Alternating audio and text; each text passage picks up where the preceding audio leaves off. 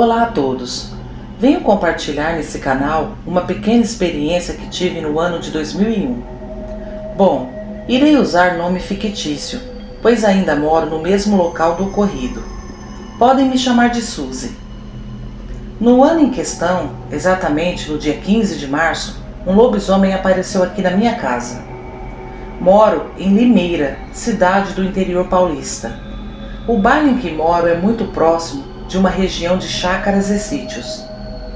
Para vocês terem uma ideia, meus pais compraram o terreno aqui na década de 80. Eu nasci aqui e moro até hoje, e nunca ouvi falar de aparição de lobisomem. Nem meus pais também nunca falaram nada do tipo. Por isso eu acho que esse lobisomem estava de passagem. Nossa casa é grande, 6 cômodos enorme, num terreno de 400 metros. O muro da frente e dos fundos é bastante alto, mas não tem muros dos dois lados, porque do lado esquerdo é a casa dos meus avós e do lado direito é a casa da minha tia. Então esses dois lados são separados apenas por uma cerca de arame farpado. Nossa casa não tinha laje, era coberta apenas com telhas de barro, e foi graças aos barulhos das telhas trincando que acordamos a tempo de nos proteger. Infelizmente, o nosso cachorro de estimação não teve a mesma sorte. Era uma noite comum. Um pouco mais cedo, minha família e eu tínhamos ido a uma pizzaria. Por volta das 23 horas, retornamos para casa. Meu pai parou o carro em frente ao nosso portão. Minha mãe desceu e o abriu. Assim que o carro adentrou o quintal, encontramos nosso cachorro perturbado. O bichinho estava desesperado. Ele estava choramingando e inquieto para lá e para cá. Ficamos até preocupados, pois ele era muito calmo, mas naquele momento estava fora de si. Meu pai até achou que alguém teria jogado alguma comida com veneno e ele havia comido. Minha mãe acendeu as luzes do quintal e deu uma volta em torno da casa, mas não tinha nada de estranho. Começamos a entrar dentro de casa e o cachorro foi junto. Pouco tempo depois, fomos dormir. O cachorro ficou no tapete da sala. De madrugada, acordamos com ele arranhando a porta da sala. Ele estava novamente enlouquecido. Meu pai e eu levantamos e concordamos que era melhor pôr ele para fora. Eu abri a porta e ele saiu correndo e foi para o quintal dos fundos. Ele continuava chorando. Esperamos um pouco. Meu pai o chamou, mas ele não quis entrar para dentro. Acabamos indo dormir. Algum tempo depois, eu despertei com um barulho em cima da casa. As telhas e as madeiras rangiam. O cachorro já não chorava e nem latia.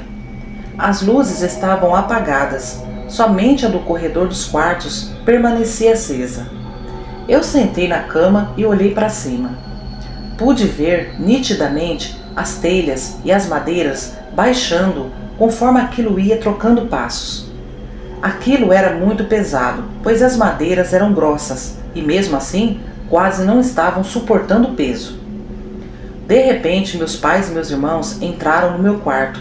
Eles estavam assustados também. Meu pai fez um sinal de silêncio para todos nós e apontava para o telhado. A minha mãe estava muito nervosa.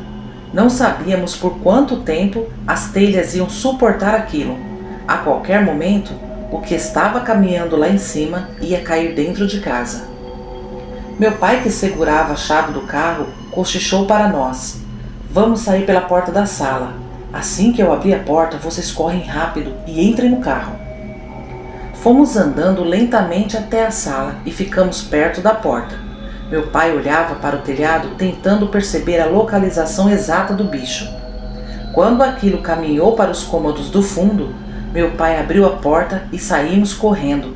Entramos no carro e trancamos as portas. Assim que entramos, olhamos para cima, para o telhado, e nós 5 vimos uma criatura horrenda. Minha mãe estava muito nervosa e dizia que era um lobisomem. O meu pai pedia calma, porque começamos a entrar em desespero. Eu fiquei muito nervosa. O lobisomem era muito grande e forte. Não conseguimos ver muito o rosto, mas aquilo parecia um urso ou macaco de tanto pelo que tinha. As orelhas eram caídas, as pernas tortas e os braços longos. Os olhos não eram vermelhos ou amarelos, como sempre é relatado, e sim negros.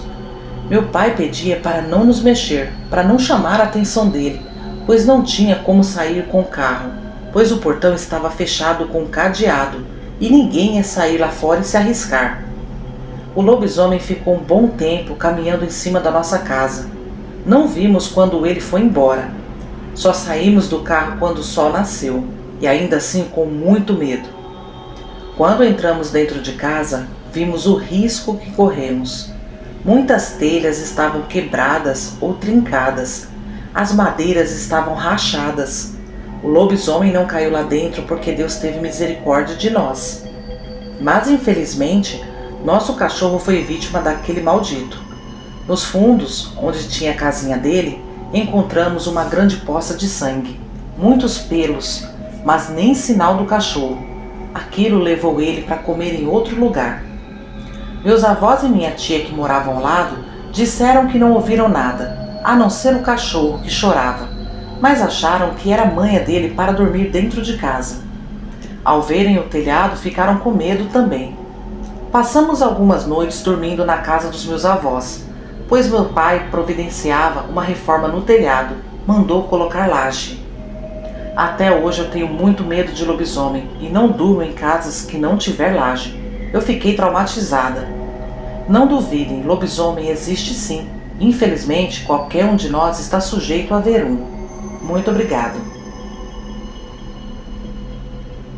Boa noite, me chamo Deia e também tenho um relato verídico para compartilhar.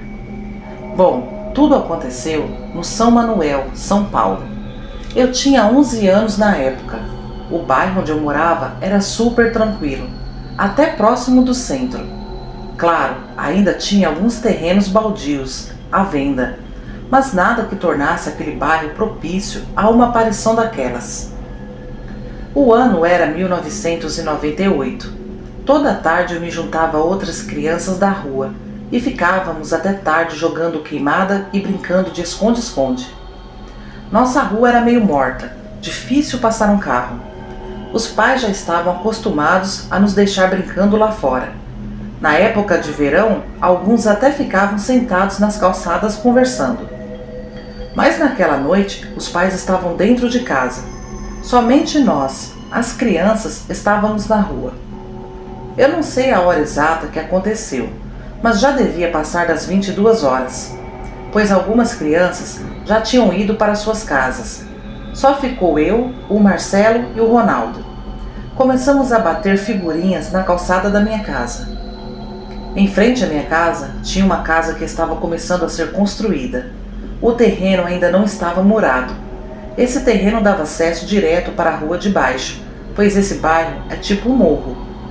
E ao lado dessa casa, em construção, era a casa dos pais do Marcelo. Estávamos lá tranquilos brincando. A rua estava silenciosa, quando de repente, o pai do Marcelo acendeu a luz da área e saiu correndo para fora. Ele carregava uma espingarda. Nem sabíamos que ele tinha uma arma. Ficamos olhando sem entender nada. O homem saiu olhando para todos os lados e começou a nos gritar. Vocês não viram ele não?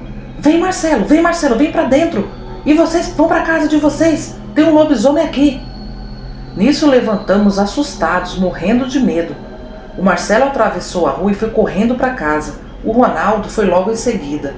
E eu fiquei juntando as figurinhas rapidamente para entrar para casa também. Mas estavam espalhadas. E eu de cócoras tremendo e olhando para todos os lados. De repente, passei o olho rápido para aquela casa em construção. Meu corpo até gelou. Fiquei travada quando vi um par de olhos enormes e bem reluzentes me encarando. Não dava para ver o que era exatamente, pois estava escuro lá dentro. Eu só via aqueles olhos, que eram muito maiores do que um olho humano. Eu soltei as figurinhas e saí gritando. Entrei dentro de casa e tranquei a porta. Eu estava chorando de pavor. Meus pais perguntavam o que tinha acontecido, mas eu não conseguia falar. Eu só chorava. Daí meu pai queria ir lá fora, e eu comecei a agarrar no braço dele, dizendo que ele não fosse, que não era para abrir a porta.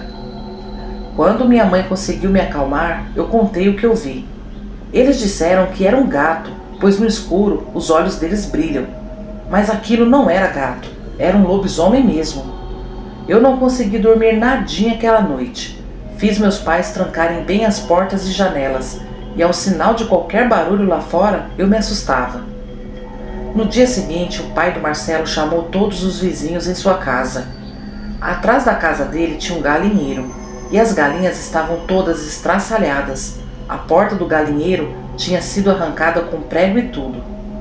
O homem contou que estava na sala assistindo TV, quando de repente começou um furdunço no galinheiro. Ele imaginou que era um gato. Ele pegou um canecão de água e abriu a janela da cozinha. Mas quando foi jogar a água para espantar o tal gato, viu um lobisomem. Aquilo se virou e olhou para ele. O lobisomem já havia arrancado a porta do galinheiro e estava lá se alimentando das galinhas. Ele soltou o caneco no chão, tamanho foi sua surpresa e susto. O bicho pulou o muro, sumindo nos outros terrenos. Foi quando ele lembrou que estávamos na rua. Ele pegou a espingarda e saiu lá fora. Meu pai contou que ouviu o lobisomem também. Ele estava escondido na casa em construção. Fomos lá ver, e lá dentro estava um cheiro horrível de podre. Tinha muitas penas de galinha e alguns pedaços, como os pés e as cabeças. Imediatamente acionaram o dono da casa em construção. Pediram para ele fechar as partes onde iriam as portas e as janelas, para evitar que se transformasse num esconderijo para aquela fera. Ficamos uns bons tempos de orelha em pé. Não tinha mais conversa nas calçadas e nem criança brincando na rua. O lobisomem não voltou mais na nossa rua, mas deixou nossas mentes marcadas pelo medo. Boa noite. Esse relato é da minha família. Me chamo Cleiton. Minha família é toda do Paraná. E é sabido por todos nós que meu bisavô era um lobisomem. Bom, minha avó Dona Célia foi quem descobriu, pois até então minha bisavó tentava manter segredo.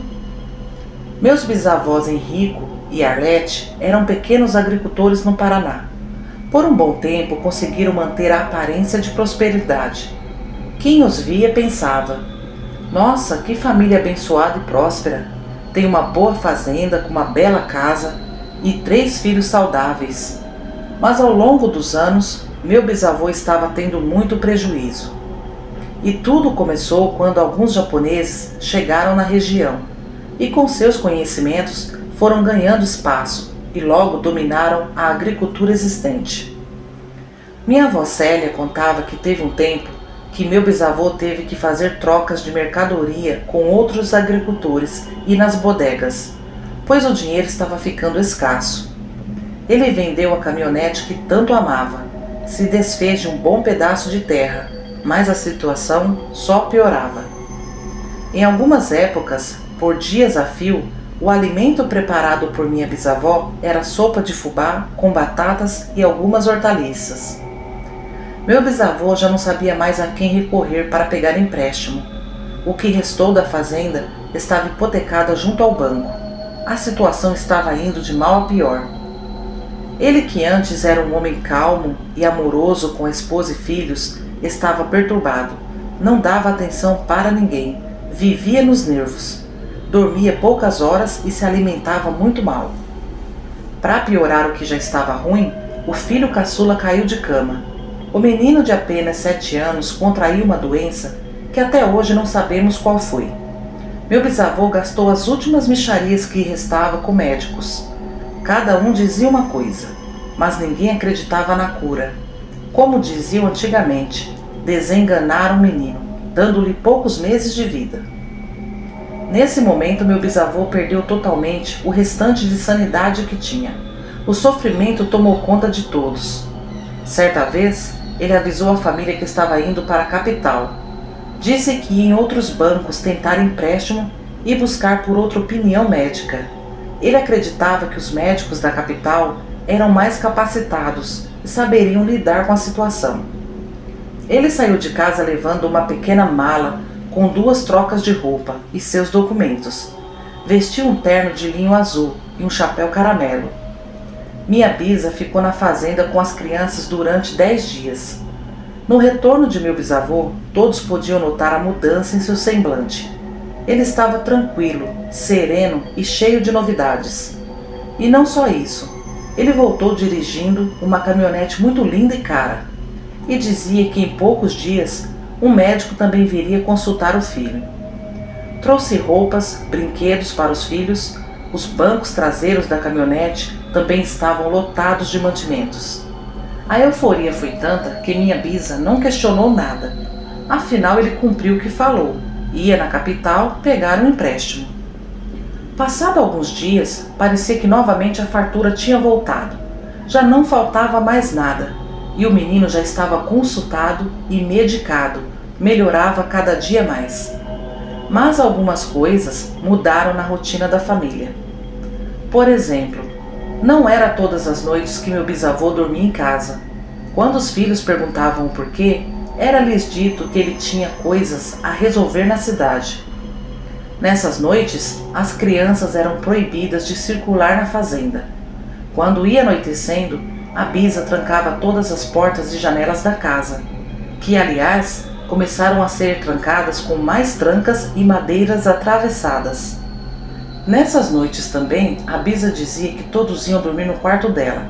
Ela trancava bem a porta do quarto, além de arrastar uma penteadeira pesada e encostar nela. Minha avó, que era a mais velha dos 3 irmãos, começou a desconfiar daquelas mudanças, até mesmo porque o pai voltava das noites fora e estava sempre abatido e machucado.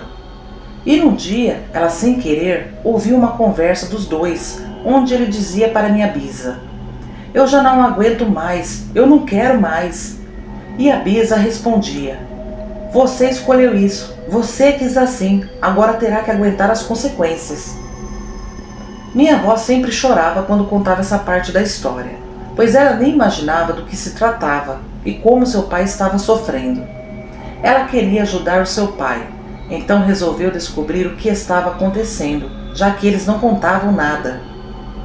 Numa tardezinha, antes de escurecer, meu bisavô se preparava para sair. Seria mais uma noite fora de casa. Minha avó pediu para ir lá nos fundos da casa alimentar as galinhas. Sua mãe, que estava muito ocupada fazendo um doce no fogão a lenha, deixou que ela fosse, mas avisou que voltasse rápido. E nisso ela foi. Meu avô montou na caminhonete e também saiu. Um tempo depois, minha avó tirou um casaco da cabeça e olhou para os lados. Ela havia entrado na caminhonete e se escondido no assoalho do banco traseiro. Ela se cobriu com um dos casacos que o meu bisavô deixava sempre no carro. A noite já havia chego, quando ele estacionou a caminhonete. Abriu a porta e jogou algumas coisas no banco do motorista. Ela escutou seus passos se afastando do carro. Com muito cuidado e silêncio, ela olhou pela janela. Eles estavam no meio do nada. Para onde se olhava era árvores e mato alto. Com mais cuidado ainda, ela abriu o porta-luvas e pegou uma lanterna que ficava sempre lá. Saiu pela janela e, ainda sem ligar a lanterna para não chamar a atenção do seu pai, ela foi seguindo-o pelos seus passos. De repente, os passos cessaram. Ela também parou, aguçou a audição e pôde ouvir uma respiração forte e ofegante. De repente, um grito de dor. Era a voz de seu pai. Ela pensou em correr até ele, mas parou no momento que ouviu sua voz distorcendo. Entre gritos e gemidos havia rosnados. Ela procurou onde se esconder e subiu numa árvore.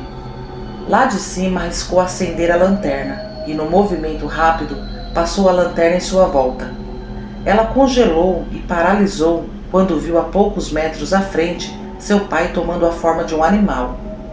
O lobisomem, quando a viu, saiu correndo, se embrenhou na mata. Chorando e com muito medo, ela ouvia ao longe uivos misturados com gritos. Ela sabia que era seu pai. Passou a noite pendurada naquela árvore. O medo de ser atacada era constante, mas aquele lobisomem sequer passou perto de onde ela estava. Mal o dia amanheceu, seu pai apareceu embaixo da árvore. Estava terminando de abotoar sua camisa.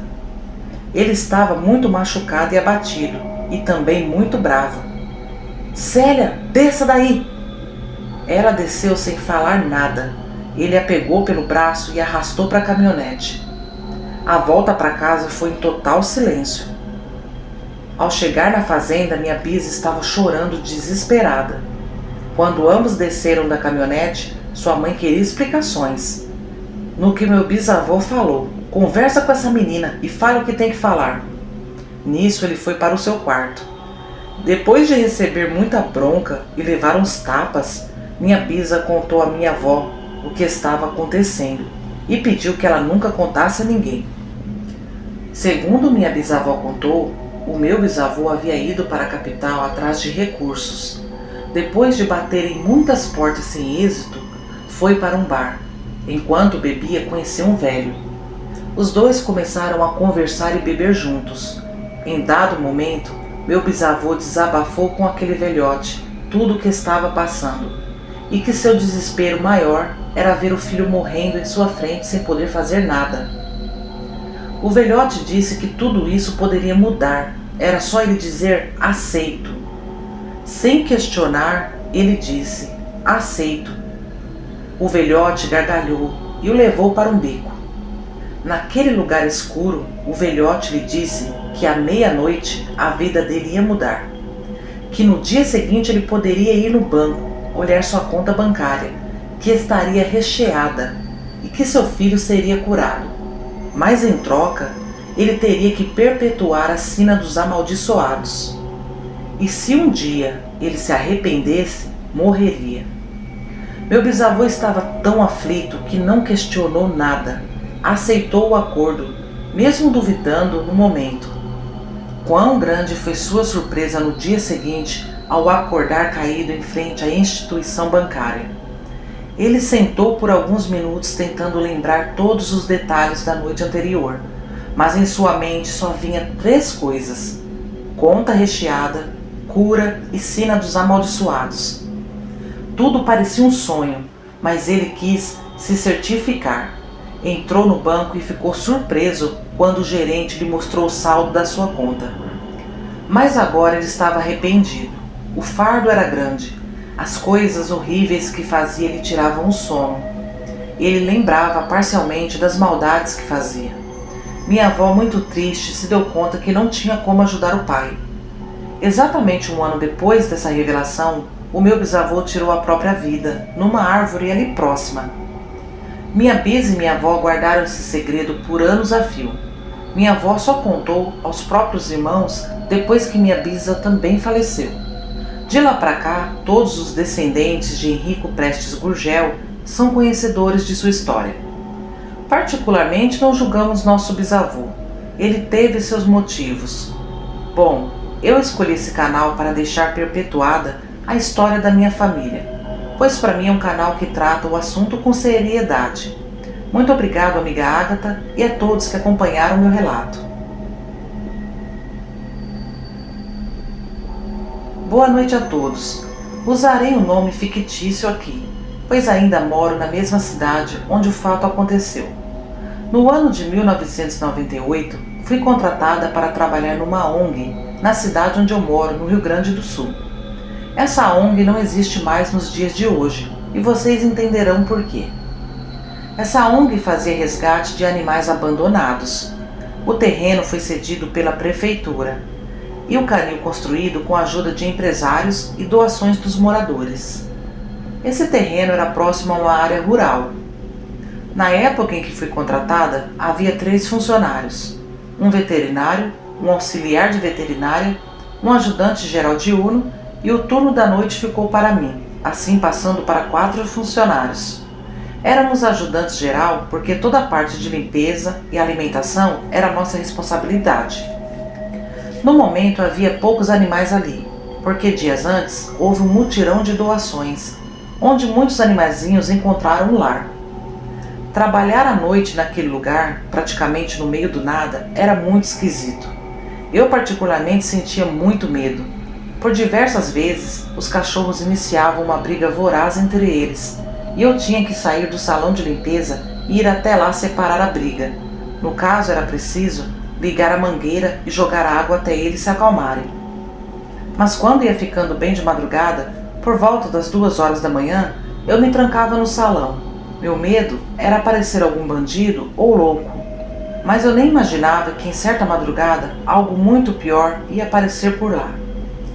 Lembro com exatidão que foi na madrugada de uma sexta-feira, no mês de fevereiro, que passei o pior momento da minha vida. Cheguei no trabalho no horário das 19 horas. Os cachorros já haviam sido alimentados. Fui cuidar na limpeza do consultório do veterinário.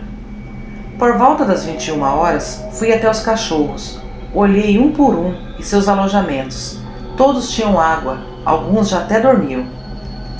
Depois me dirigi até a cozinha. Liguei a TV de 14 polegadas e estava terminando a novela das 9. Fui passar um café. Depois de pronto, sentei-me no sofá em frente à TV e tomei aquele café com alguns biscoitos. Particularmente naquela noite os cães estavam calmos. Alguns latidos aqui e acolá. Deitei-me no sofá e cochilei. A TV continuava ligada com o som bem baixinho. Não sei exatamente por quanto tempo eu dormi, mas acordei assustada com o alvoroço dos cães. Eles latiam desesperadamente. Alguns choravam como se estivessem pedindo socorro. Meu coração começou a acelerar e comecei a sentir muito medo, pois eles não agiam assim. Algo de muito errado estava acontecendo. Eu me levantei e abri um espaço na janela da cozinha. Não dava para ver eles, mas ouvi algo misturado aos latidos. Algo que me fez tremer por completo. Era um rosnado forte e grosso, de um animal muito maior que eles. Aflita, comecei a imaginar mil coisas. O barulho lá fora só aumentava, os cães estavam desesperados e eu também. Tive a ideia de ligar para o veterinário e relatar o que estava acontecendo. E assim eu fiz. Disquei seu número no telefone fixo. Mas ele não atendia. Meu medo só aumentava, pois quanto mais os minutos passavam, mais a situação ficava crítica lá fora. Depois de 5 vezes tentando, finalmente ele atendeu. Com a voz trêmula e embargada, eu pedi que ele fosse até lá, pois tinha alguma coisa lá fora mexendo com os cachorros, e eles estavam enlouquecidos. Mas ele me disse que deveria ser algum gato, que era normal, mandou ir lá e expulsar o gato. Eu disse que eu não ia, e não era gato, pois havia ouvido um rosnado de um animal muito grande. Ele me deu uma tremenda bronca, falou horrores e disse que em 20 minutos chegaria. Eu senti muita má vontade da parte dele. Me aproximei novamente da janela e ouvi barulhos de ferro rangendo e alguns gritos de dor de um cachorro, enquanto os outros continuavam latindo. Eu não sei o que me deu nessa hora. Eu peguei o esfregão, abri lentamente a porta e fui caminhando na pontinha dos pés. Se fosse realmente um gato, eu dava um jeito de expulsá-lo. Mas quando eu me aproximei um pouco mais, não pude acreditar no que meus olhos viam. Era um lobisomem atacando o pobre cachorro. Ele era absurdamente maior que ele. Sua pelagem era toda negra, suas orelhas eram pontudas e seu focinho alongado. Ele havia estourado o canil e segurava um dos cachorros com as 2 mãos e mordia o pescoço do coitado, enquanto o cachorro agonizava. Foi a cena mais horrível que eu já presenciei na minha vida. Eu saí correndo e me tranquei na cozinha, arrastei o freezer e escorei na porta. Com certeza aquilo notou a minha presença. Era óbvio que ele ia vir atrás de mim. Eu tentava ligar para o veterinário, mas o medo era tanto que deu um branco em mim. Eu já não lembrava mais o número dele. Então eu disquei para o 190. Quando atendeu, do outro lado, eu gritava: "Socorro, socorro, tem um lobisomem aqui no canil, pelo amor de Deus, manda uma viatura!" E passei o endereço. O atendente pedia que eu ficasse calma e que eu permanecesse na linha com ele. Ele ia mandar uma viatura. Ele perguntava o que estava lá fora e eu repetia que era um lobisomem, mas parecia que ele não estava acreditando, ou não entendia, pois os latidos eram ensurdecedores. A polícia conseguiu chegar mais rápido que o veterinário. Da janela eu vi o giroflex ligado. Um dos policiais anunciava a chegada gritando: "É a polícia, pode abrir o portão!" Mas eu não tinha coragem de sair lá fora. Eu gritava para ele: "Eu não vou sair não, tem um lobisomem no canil!" Mas ele insistia que eu abrisse o portão. Ouvi outro carro chegando e logo após uma conversa. Aí sim o portão foi aberto. Bateram na porta pedindo que eu saísse, que estava tudo bem. E com muito medo eu abri a porta da cozinha. Um policial e o veterinário me olhavam com preocupação. Você está bem, moço? O que aconteceu? Eu mal conseguia pronunciar as palavras. O choro não deixava. Eles me acalmaram me dando água e eu consegui contar o que eu tinha visto. O policial olhou todo o local. Havia marcas por todo lado.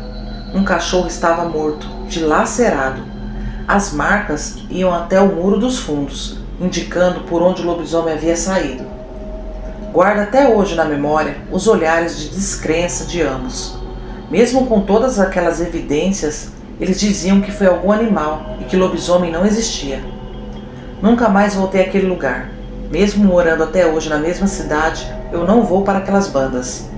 Eu sei o que vi e espero que meu relato verídico sirva de aviso a vocês. Tudo isso foi real. Eu vi e vivi e sou traumatizada por isso. Lobisomem não é lenda e nem folclore. Ele existe de verdade, em carne e osso. Família Uivos, esses foram os relatos de hoje. Eu espero que vocês tenham gostado. Vamos aos recados e aos salves de hoje. Bom, a plataforma liberou pra gente o Valeu Demais e o Seja Membro. Se vocês sentirem no coração de se tornar um membro, ajudará demais o canal Uivos a ter relevância aqui na plataforma.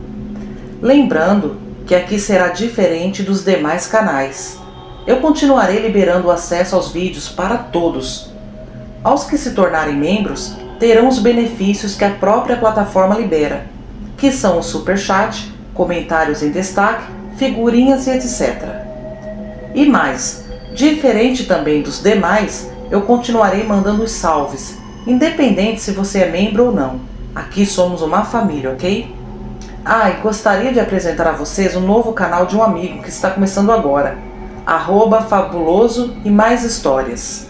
Vão lá conferir e dar uma força para ele, tem boas histórias também. @fabuloso e mais histórias. Agora vamos aos salves de hoje. Vai um salve aí para Miriana Beide, Maria Angélica Pedro, Beatriz Reis, Marcos Rodrigues, Angelique Cortada, Júlio César, Igor Santos Oficial, Emerson Tadeu, Fernando Rodrigues, Fátima, Márcia Teles, Ana Silva, Gleison, Caroline Souza, Odete Fagundes, Joanísio de Porto Ferreira, Fabiana Cis, Maria Catarina, Marisa, Bárbara de João Pessoa, Ivana Lemos e Alaísa Silva. Bom, continuem comentando, deixando aquele like, dê um hyper também, compartilhe, amigos. Um grande abraço a todos vocês e até terça-feira.